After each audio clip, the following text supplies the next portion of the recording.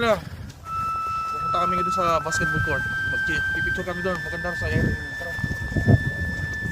Samahan mo kami sa aming adventure. Yeah. Usually last year mas makapalis na, pero this year mas malamig.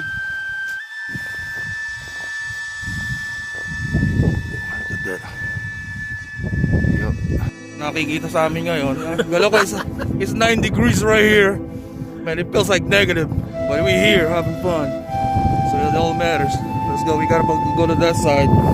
We're gonna go walk around the whole Goose Creek area. Let's do this. Walking around here in Sagefield High School, Goose Creek. Right behind me, that's the high school. And it's right over here. It's the middle school. That's where we're about to go hoop. So let's go find out. Repeat ulit. Anong global warming to? Natutunan ng yelo sa North Pole.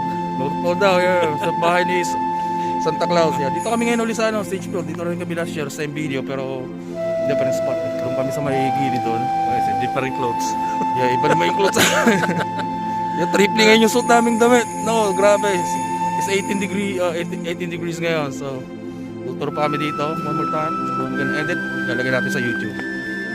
Sagefield? Yes, sir. Hindi naman kami trespassing. Kasi labas kami ng school property. We're just out here having fun for the snow. Beautiful day. Beautiful day.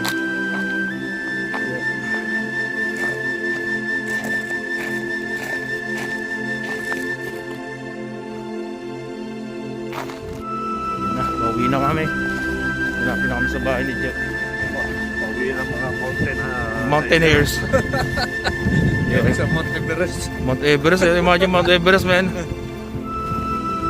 Dito, kailangan may takip mukha mo, man. This is the day after tomorrow. Remember the movie, man? Look at that space. YouTube.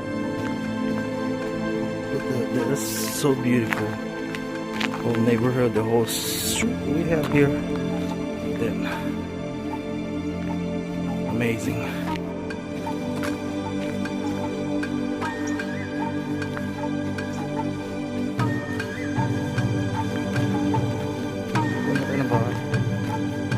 It's an aking vlog. So thank you for watching again. Once again, this is the